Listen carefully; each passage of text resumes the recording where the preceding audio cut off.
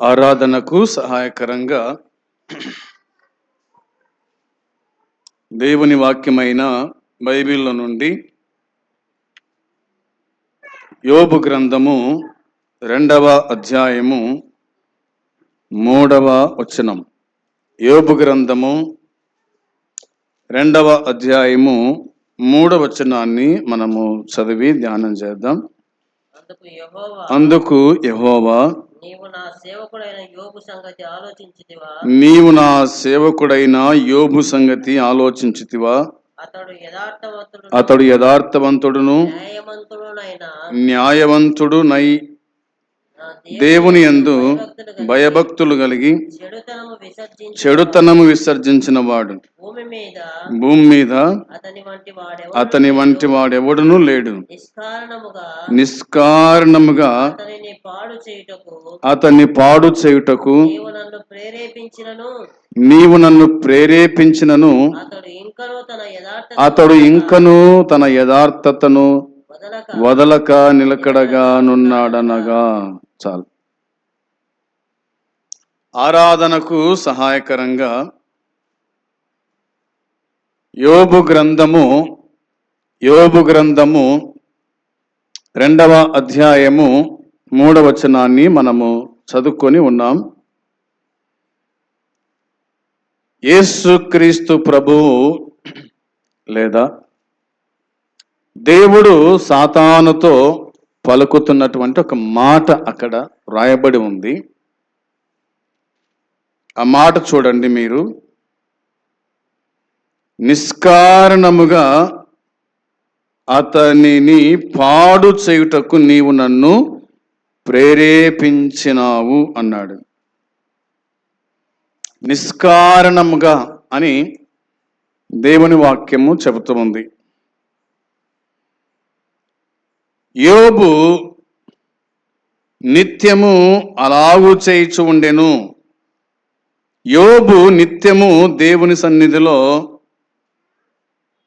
తాను గడిపేటువంటి జీవితము ఇందులో మనకు కనిపిస్తూ ఉంది కదా. నిత్యము ఎలాంటి వాడు యోబు అంటే ఇలాగా వాక్యము చెబుతూ ఉంది.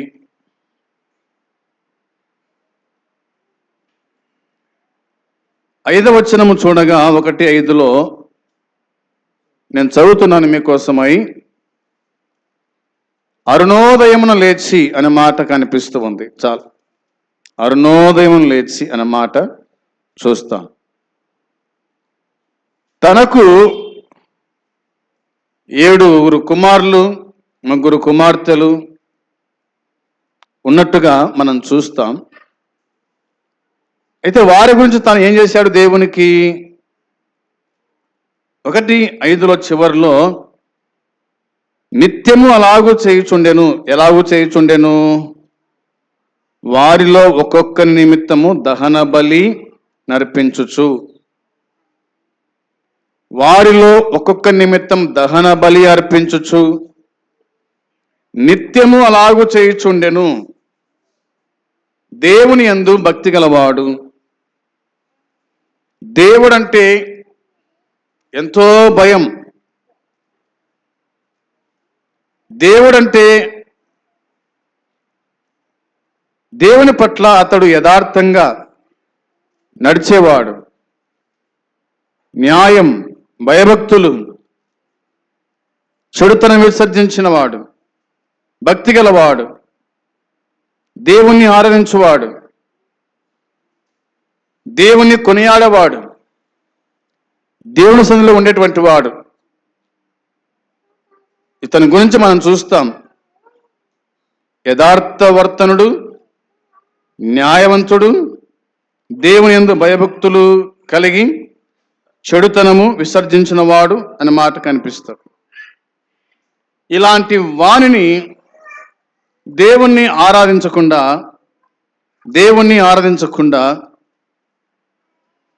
మరి అతని పాడు చేయడానికి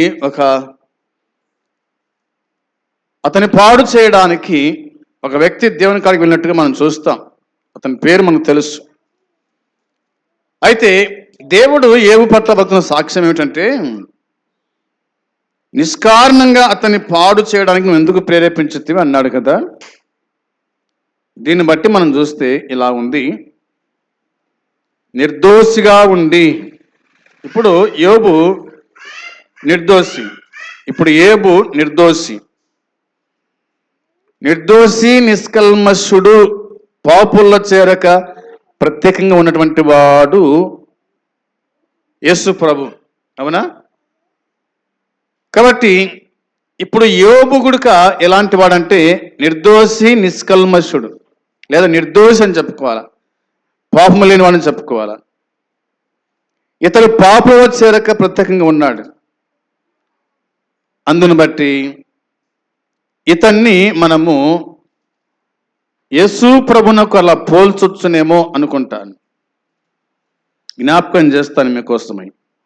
నిర్దోషిగా ఉండి శ్రమలను అనుభవించిన యోబు, అదేవిధంగా కొత్త నిబంధన ఈ కాలంలో యేసుక్రీస్తుకు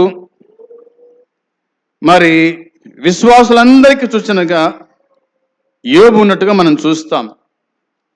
పాపము యొక్క పరిణామాలను పాపరహితుడైన క్రీస్తు తన శరీరములో అనుభవించి దేవునిచే కొట్టబడినట్టుగా, దేవునిచే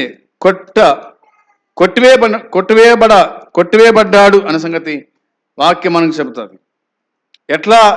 ఎట్లా అంటే మనకు అర్థం కావడానికి యెషయా గ్రంథము 53వ అధ్యాయంలో మనం గమనించగలుగుతాం. 53వ అధ్యాయము 4వ వచనములో రాయబడిన మాట.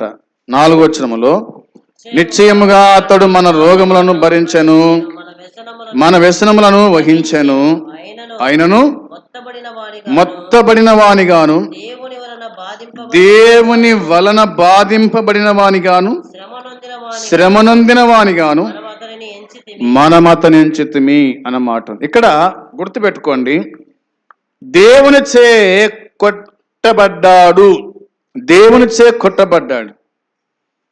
4వ వచనం చెప్తున్న మాట అదే, దేవుని వలన బాధింపబడిన వానిగాను, దేవుని వలన బాధింపబడిన వాడుగాను. ప్రభు అయిన యేసుక్రీస్తు దేవుని వలన, అనగా తండ్రి దేవుని వలన బాధింపబడ్డాడు.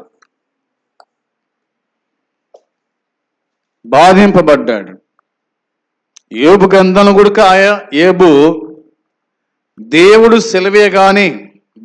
సెలవిచ్చాడు కాబట్టి అతడు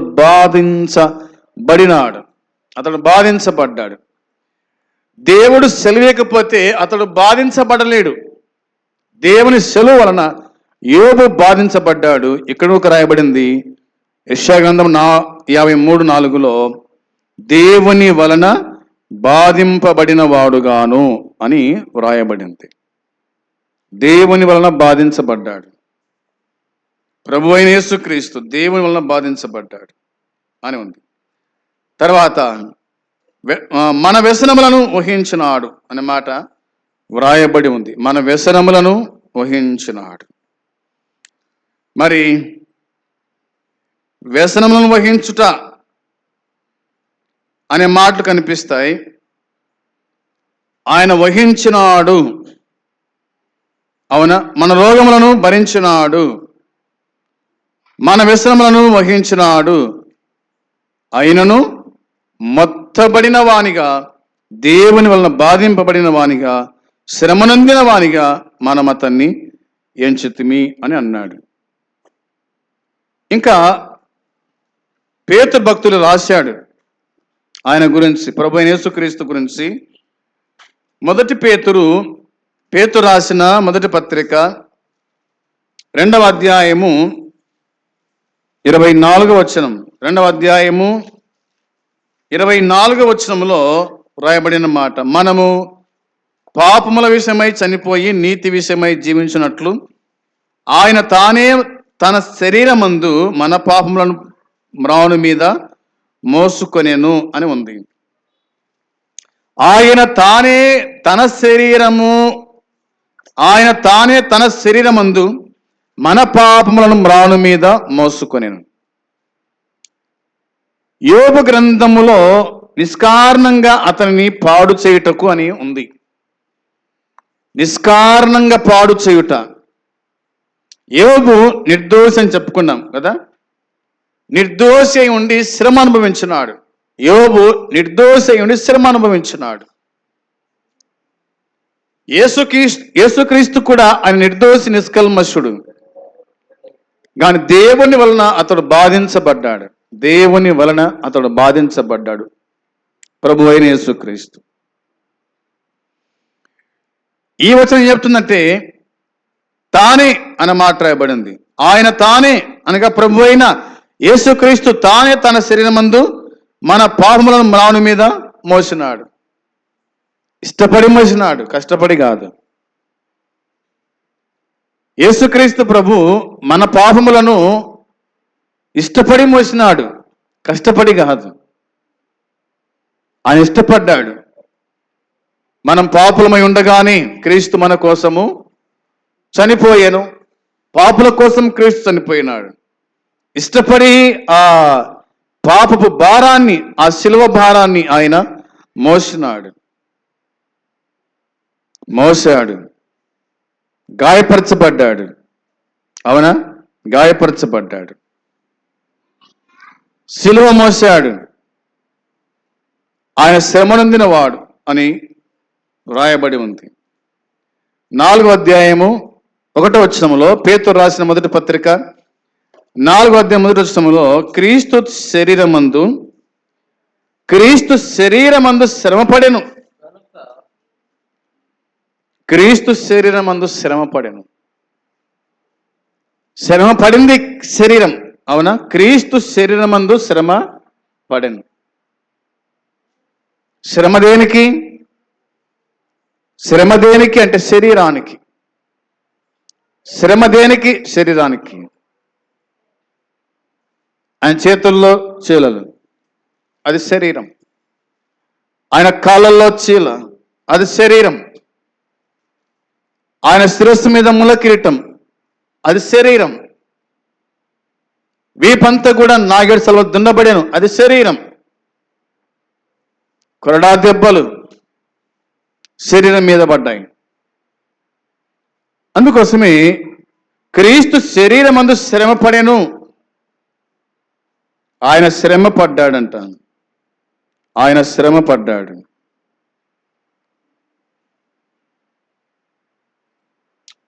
3:18లో ఇలా ఉంది. 3:18 దేవుని చిత్తం అలాగున్న ఎడల కీడు చేసి శ్రమ పడుట కంటే అనే మాట రాయబడింది. శ్రమ పడుట కంటే. క్రీస్తు శరీర విషయంలో చంపబడియు అనే మాట రాయబడింది. అవునా? క్రీస్తు శరీర విషయంలో చంపబడ్డాడు. ఆయన శ్రమ పెట్టబడ్డాడు, ఆయన చంపబడ్డాడు అని ఉంది. అవునా? ఆయన చంపబడి శరీర విషయంలో శ్రమపడ్డాడు, శరీర విషయంలో ఆయన చంపబడ్డాడు. అనగా ఆయన చనిపోయినాడు. చనిపోయింది శరీరం. మనం చెప్పుకున్నట్టుగా ఆయన శరీరం గాయపరచబడింది, ఆయన శ్రమ పడ్డాడు. ఆయన శరీరం మీదనే మన పాపభారం అంతా ఉడక మోపబడింది. ఆయన శరీరమే చనిపోయింది. ఆయన శరీరాన్ని సమాధి చేశారు అనేది దేవుని వాక్యం గుర్తు చేస్తూ ఉంది. అంత మాత్రం కాకుండా ఆయన తిరిగి లేచాడు కూడా. కాబట్టి మనకేమర్థమవుతుంది ఈ మాటలను చూడగా అంటే, యోబు నిష్కారణంగా శ్రమ పెట్టబడిన రీతిగానే దేవుని చేత యేసుక్రీస్తు కూడా బాధించబడ్డాడు. యేసుక్రీస్తు ప్రభు అంత మాత్రం కాకుండా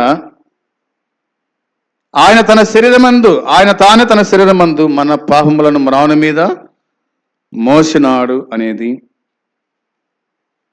4:1 క్రీస్తు శరీరమందు శ్రమ పడెను అనేది, 3:18 క్రీస్తు శరీర విషయంలో చంపబడి అనే మాటలు ఇందులో మనము చూస్తూ ఉన్నాం. ఆ చంపబడిన వాడు సమాధి చేయబడ్డాడు, తిరిగి లేచాడు. ఆయనే మనల్ని ప్రేమించి మరలా ప్రభువును ఆరాధించడానికి, ప్రభువును గణపరచడానికి ఆయన సన్నిధి ఆయన మనకిచ్చినట్టుగా దేవుని వాక్యమైన బైబిల్ మనకు జ్ఞాపకం చేస్తుంది. అందుని బట్టి ఈ దినమందు దేవుణ్ణి మనము ఆత్మతో సత్యముతో ఆరాధన చేస్తూ మనం ముందుకు సాగుదాం. అట్టి కృప దేవుడు మనకు అనుగ్రహించును గాక. ఆమేన్.